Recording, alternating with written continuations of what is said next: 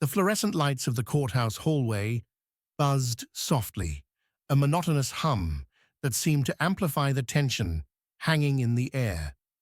Dustin Angelaire sat on a hard wooden bench, his knee bouncing nervously as he stared at the opposite wall. 27 years old, and here he was again. Another courtroom, another moment that would define the trajectory of his life. But this time was different. This time, he wasn't the one being judged for his mistakes. This time, he was fighting for the right to correct one. Across the hall, separated by 20 feet of polished floor that might as well have been an ocean, Carrie Vargas sat with her hands folded in her lap. Her two older children sat beside her mother further down the bench, oblivious to the weight of what was about to happen. In her arms, she held 11-month-old Giovanni, his chubby fingers grasping at her necklace as he babbled contentedly. She couldn't look at Dustin. Every time she tried, shame rose in her throat like bile, choking off whatever words she might have said. They had worked together once, in what felt like another lifetime. The restaurant had been loud, chaotic, the kind of place where the line cooks screamed orders and the servers moved like dancers through the cramped space between tables. Dustin had been one of the sous chefs, competent and confident, with an easy smile that made even the worst shifts bearable. Carrie had been a server, trying to make ends meet while her marriage crumbled slowly at home. She remembered the first time she had really talked to him, not just the quick exchanges about orders and table numbers, but actually talked. She had been crying in the walk-in cooler, trying to muffle the sobs so no one would hear. Her husband had screamed at her that morning over something trivial, and the bruise on her upper arm throbbed where he had grabbed her. Dustin had come in looking for produce and found her instead. "Hey," he had said softly, his voice cutting through her tears. "You okay?" She had wanted to lie, to say she was fine, that she just needed a minute. But something about the genuine concern in his eyes had broken through her defenses. "No," she had whispered. "I'm really not." That had been the beginning, not of a relationship. Dustin had been careful to maintain that boundary, knowing she was married, but of a friendship. She would confide in him during their shifts, telling him about her husband's anger, his drinking, the way their marriage had become a prison she couldn't escape. And Dustin would listen, offering quiet support and the occasional piece of advice. "You deserve better than that," he had told her more than once. "You know that, right?" But knowing it and believing it were two different things. The trouble had started the night she told Dustin it was over, that she was done with her husband, that she had finally worked up the courage to leave. They had been at work, and after their shift ended, a group of them had decided to go out to the club.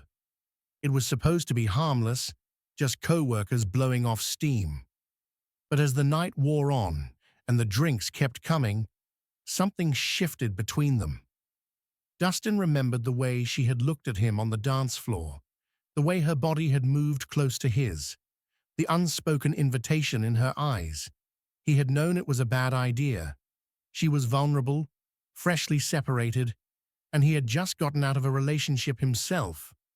But the alcohol had dulled his better judgment, and when she had suggested they go back to his place, he hadn't said no. "We started drinking a lot together," Dustin had explained to his friend the next day, trying to make sense of what had happened. "One night we ended up back at my place.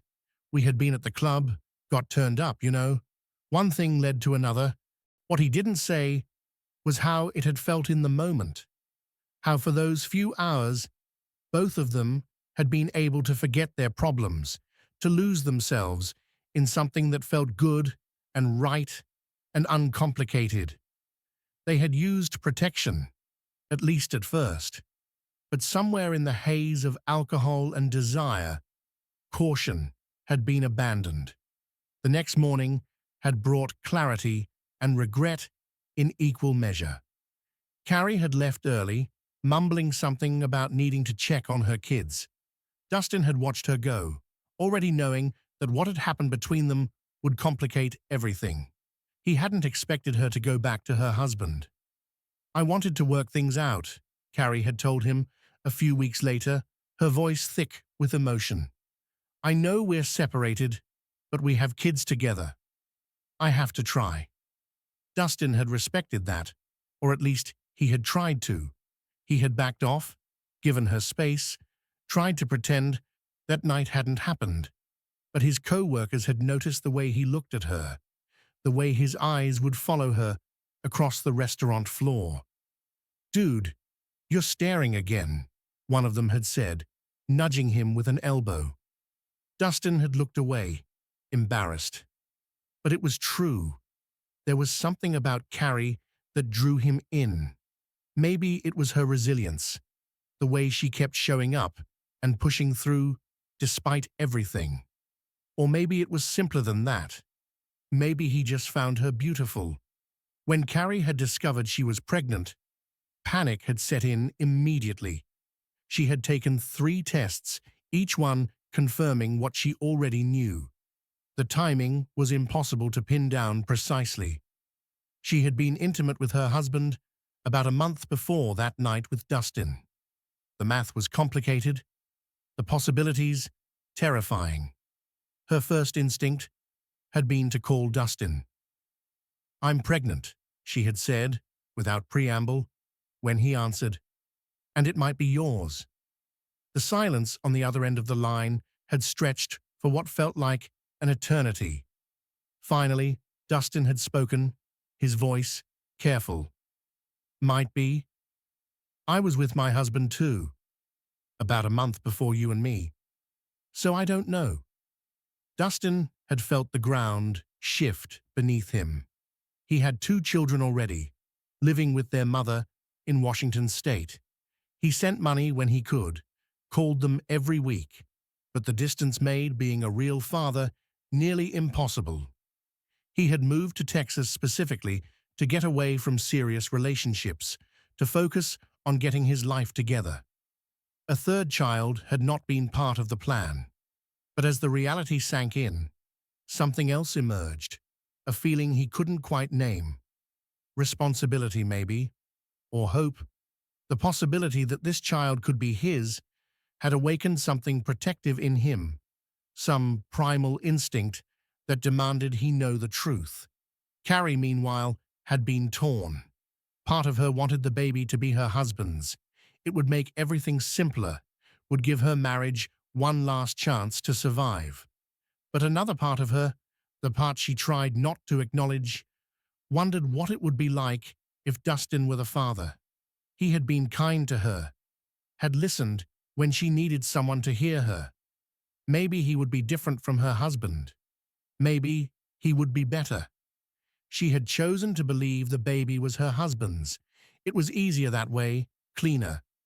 She had told Dustin as much, watching his face carefully for his reaction. "There's no chance the kid is yours," she had said, the lie tasting bitter on her tongue. "There's no way at all."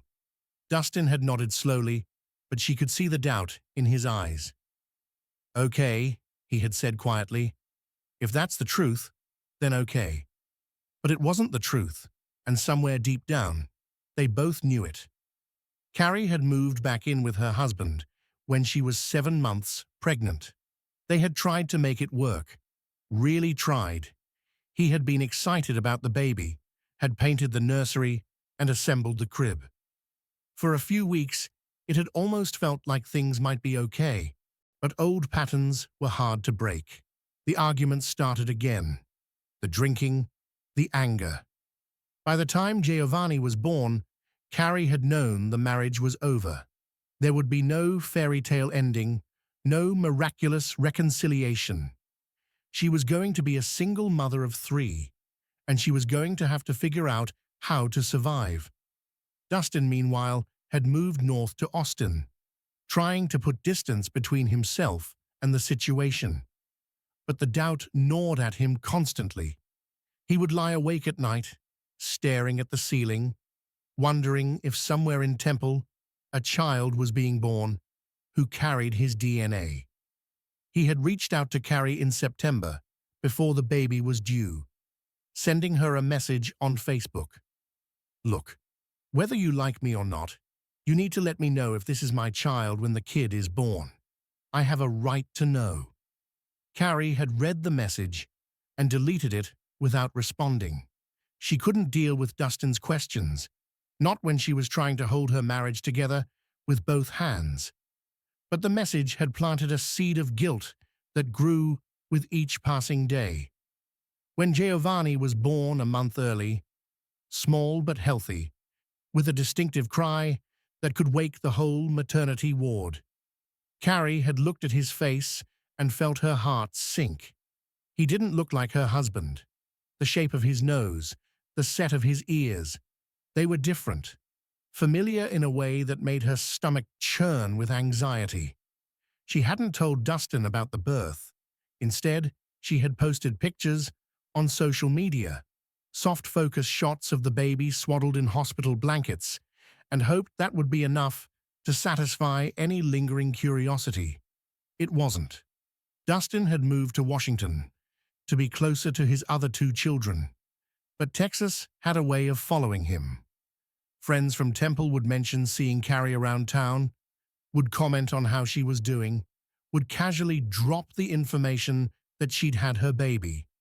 And then one day, Dustin had run into Carrie's mother at a restaurant.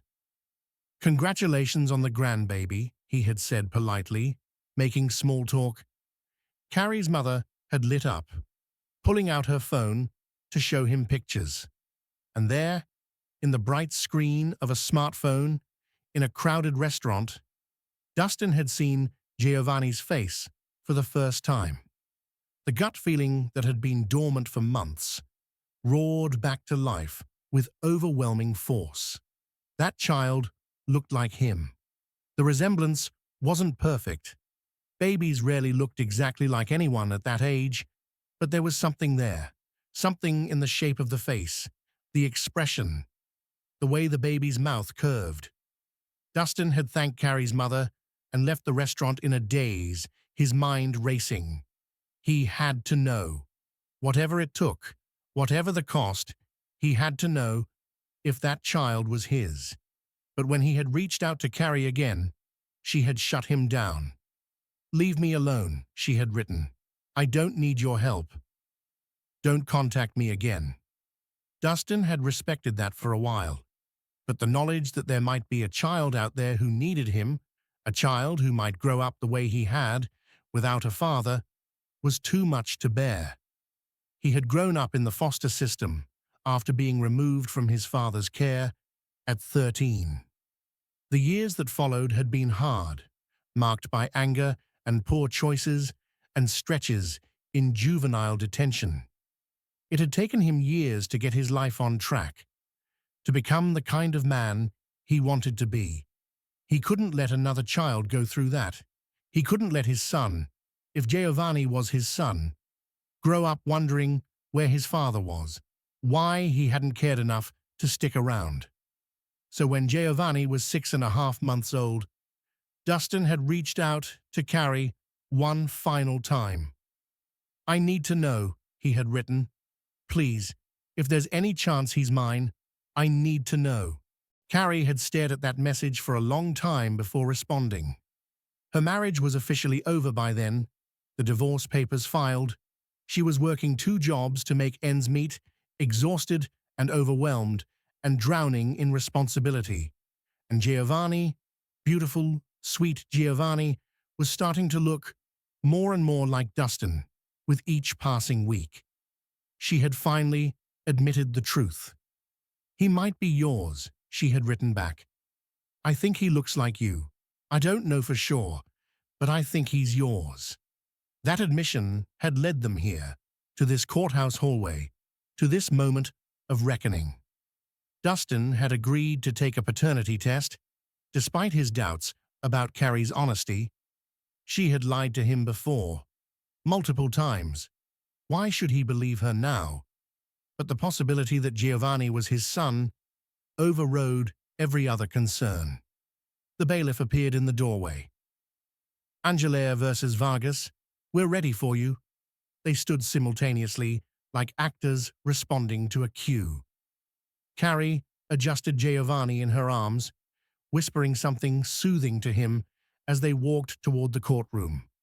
Dustin followed a few steps behind, his hands shoved deep in his pockets, his mind a whirlwind of hope and fear.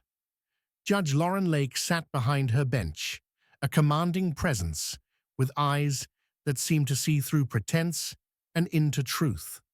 She had presided over countless paternity cases, had heard every excuse and justification imaginable.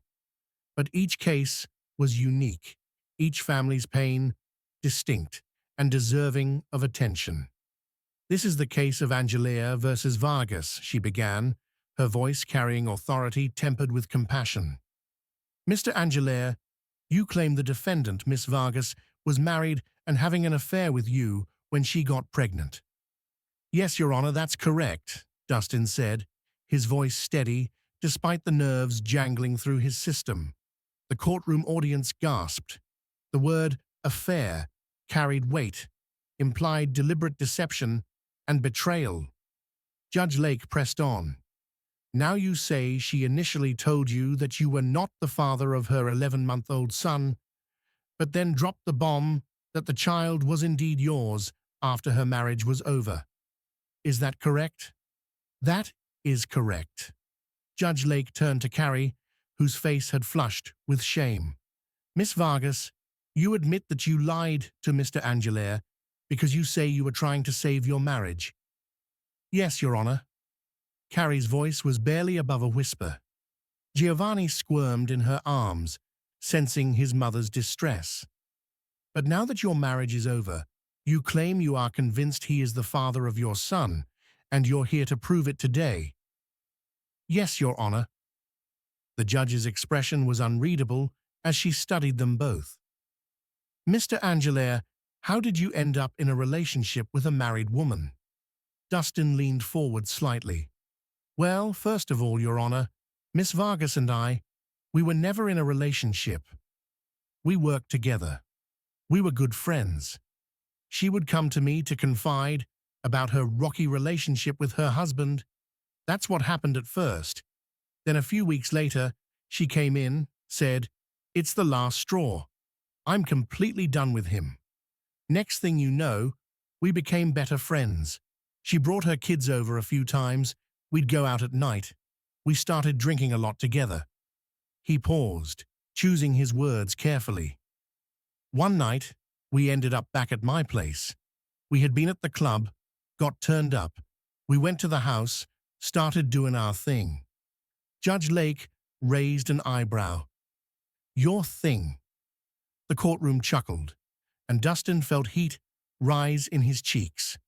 That night when we had sexual intercourse. Carrie's voice cut through the moment like a knife. You planned to get me pregnant.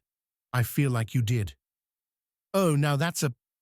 Dustin caught himself before the profanity escaped, remembering where he was. That's a lie. Judge Lake held up a hand. Hold on.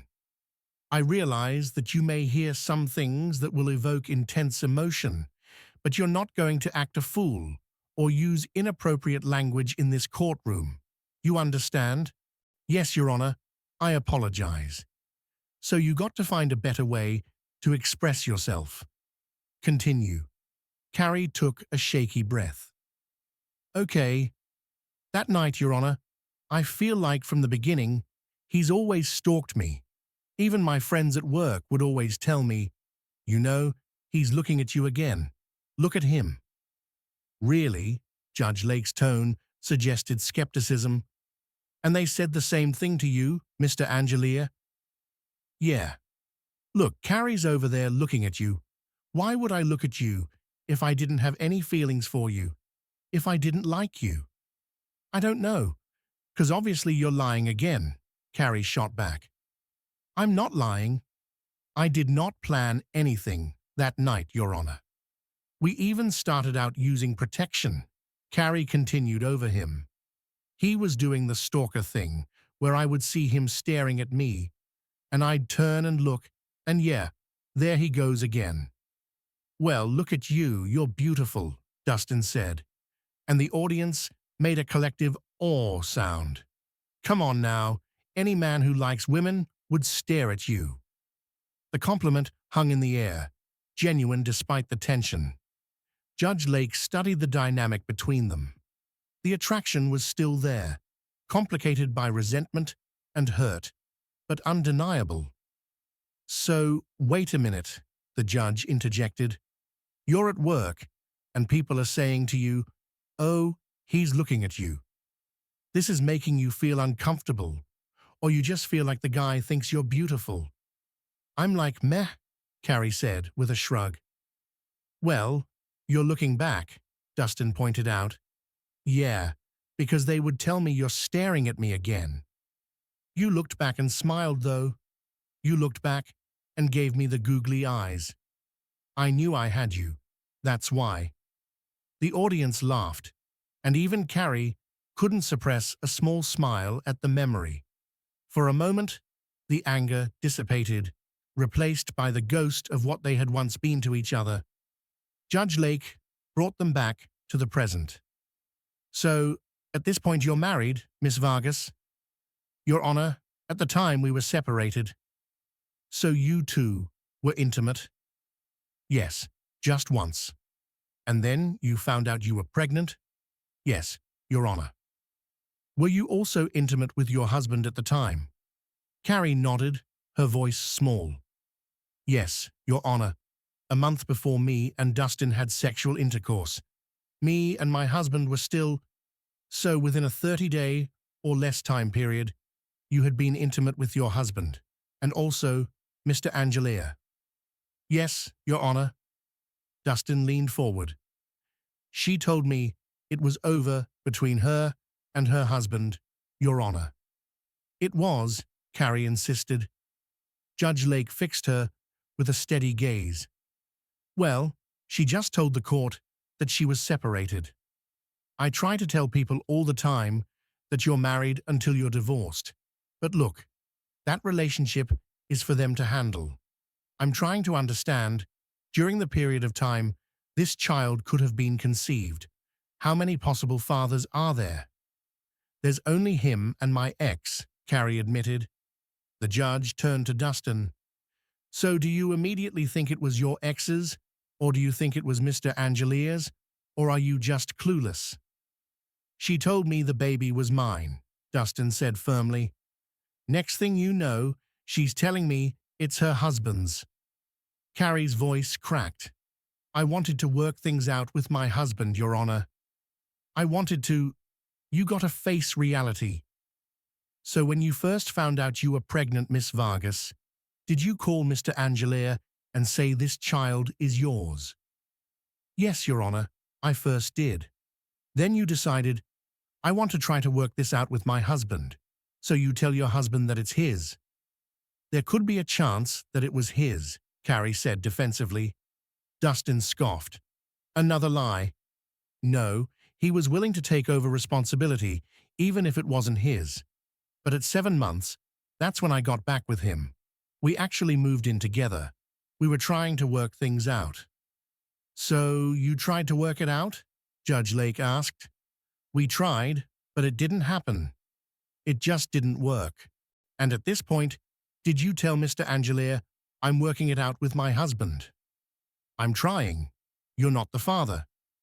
Yes, Your Honor. I was trying to keep him away. Dustin nodded.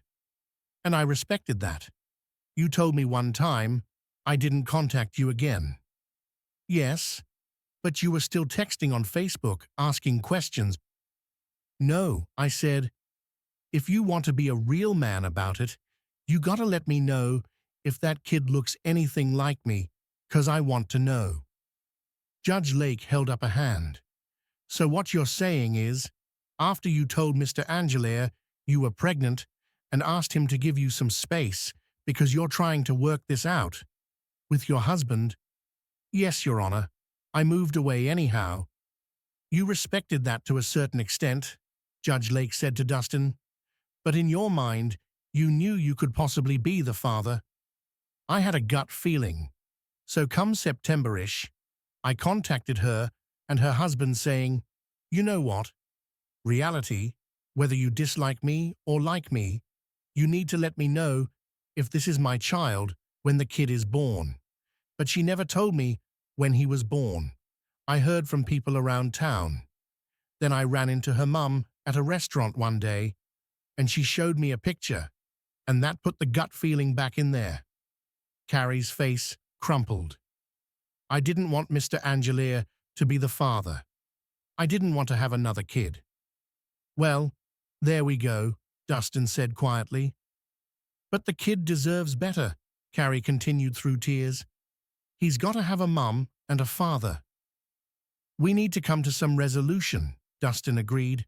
That's why we're here. Judge Lake nodded approvingly. Now, you're talking my language. Once you saw the picture of this child, the gut feeling came back. Your gut feeling said, press this a little further. It came back. Yes, Your Honor. So you say you reached out to them both? Dustin explained how he had tried to contact both Carrie and her husband, how he had been told there was no chance the child was his. When she told me, there's no chance the kid is yours, there's no way at all. Long term, when I was in Texas, I was trying to get back up to Seattle to be with my other two children. I didn't want to get in a serious relationship or have any kids. I was trying to save my marriage, Carrie interjected. That's what I was trying to do. I was trying to do the right thing. I felt like I was doing the right thing. Yes, I made a mistake, Your Honor, and I'm willing to fix it. It's the reason why I'm here. Yes, I did take a morning after pill, but there's that 99.9% chance. There's a 99.9% chance that you were lying, Dustin shot back. The argument continued, voices rising, old wounds reopening. Judge Lake let it play out for a moment before stepping in to redirect. She asked Dustin about his perception of Carrie's motivations, whether he believed she had intentionally deceived both him and her husband. Yes, because in the first few months, she's telling me I'm the dad.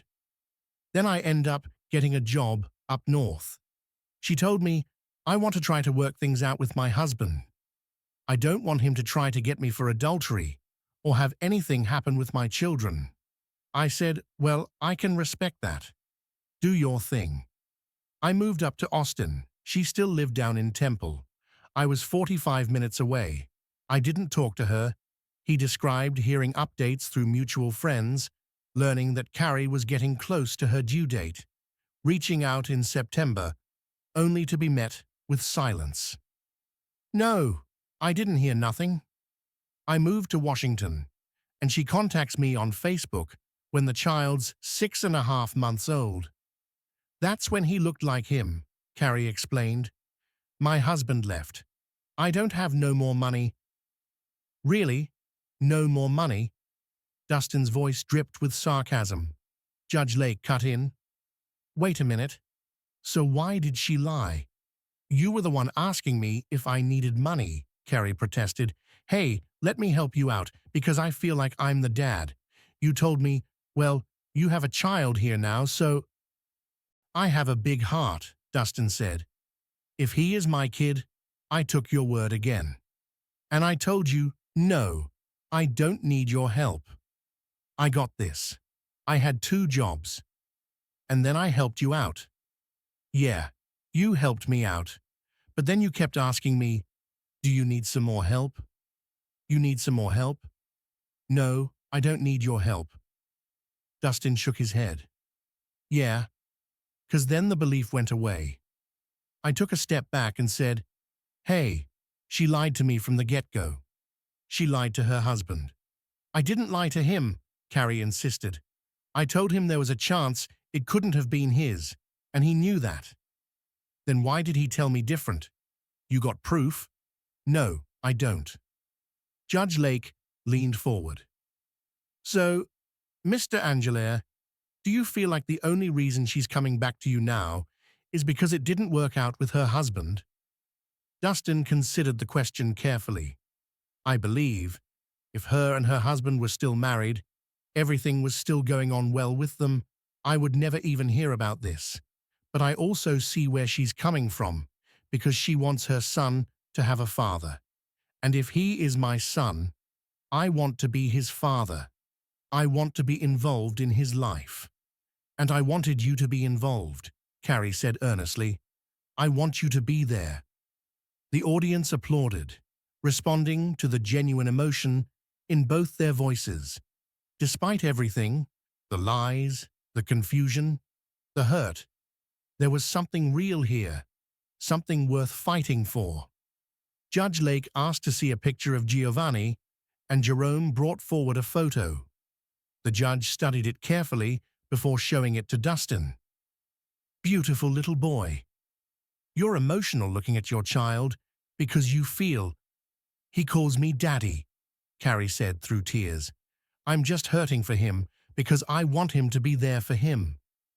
And if I am his father, I will be there for him, Dustin promised, his voice caught. But I thought she was just trying to maybe get some money out of me. He reached into his pocket and pulled out several sheets of paper. I have some evidence I'd like to push forward to you. Judge Lake accepted the papers, scanning them quickly. These are messages that say, I need you to give away your rights. I hope you stay away and never come around. I will put a restraining order on you. What kind of mother does that when you think that's the father? What had he done to warrant a restraining order? Nothing, Your Honor, Carrie admitted quietly. So, this is just angry talk? Just being angry. I mean, he wasn't there. He would always make excuses saying, oh, I can't send you money. One time, he said he was going to send money.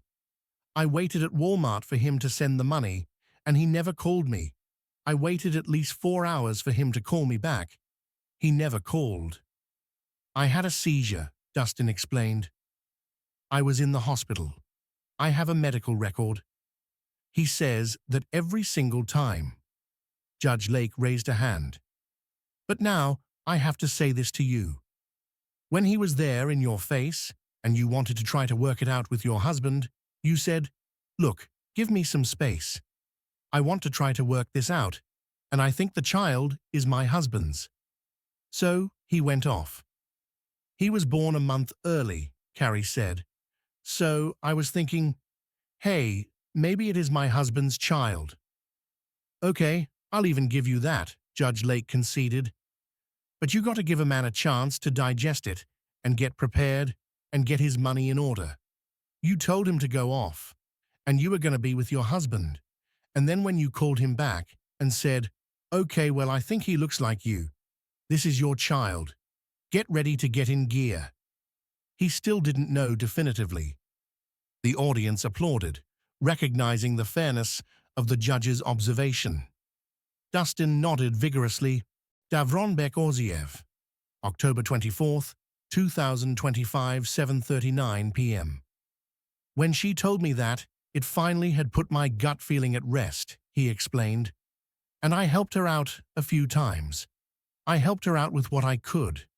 I did have some medical issues. She might find that as an excuse. I apologize that I wasn't able to come through on that end. But I also looked at, well, she's lied to me on numerous occasions. I lived in the same city as she did until the kid was 6 months old, 5 months old. Why couldn't she get a hold of me then?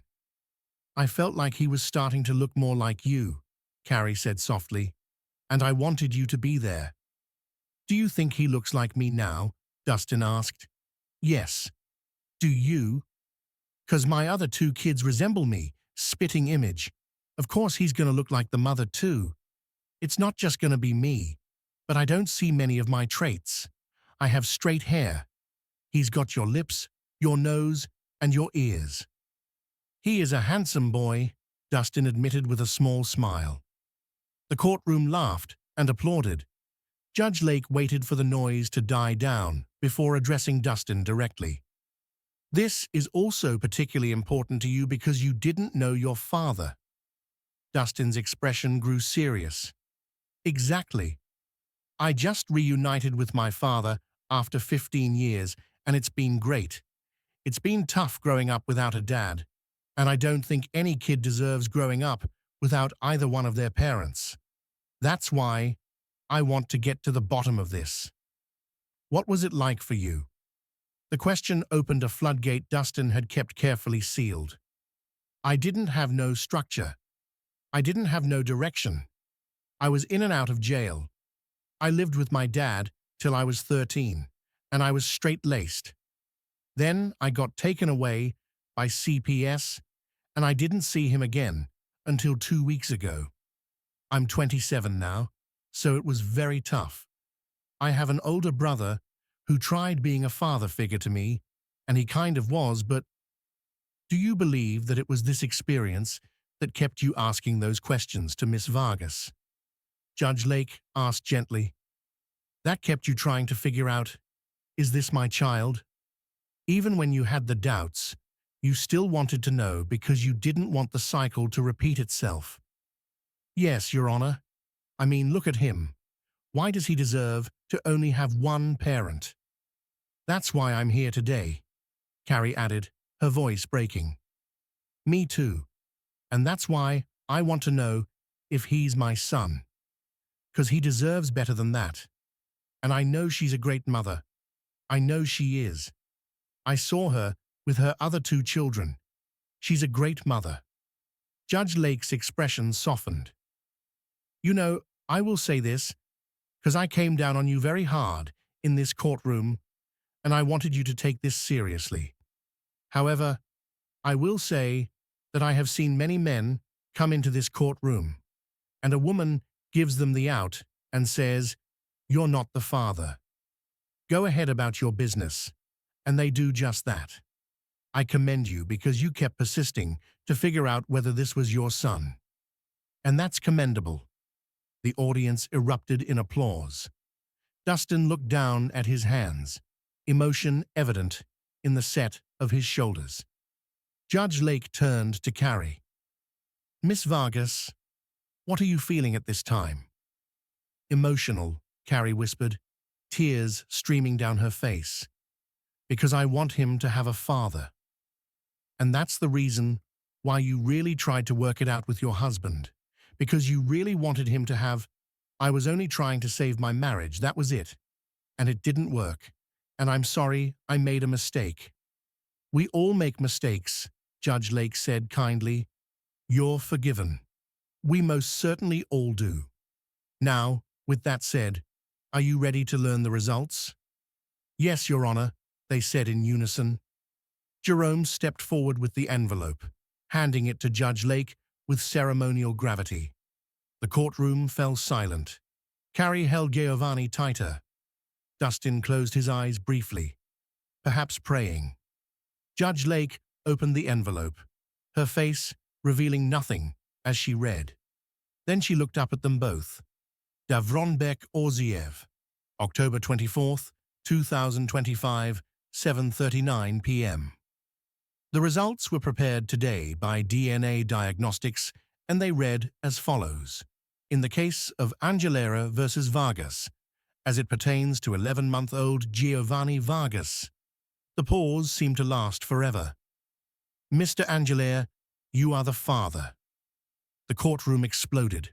Applause, cheers, the sound of relief washing over everyone present. Dustin's face crumpled with emotion. Joy, relief, vindication, and overwhelming love, all fighting for dominance.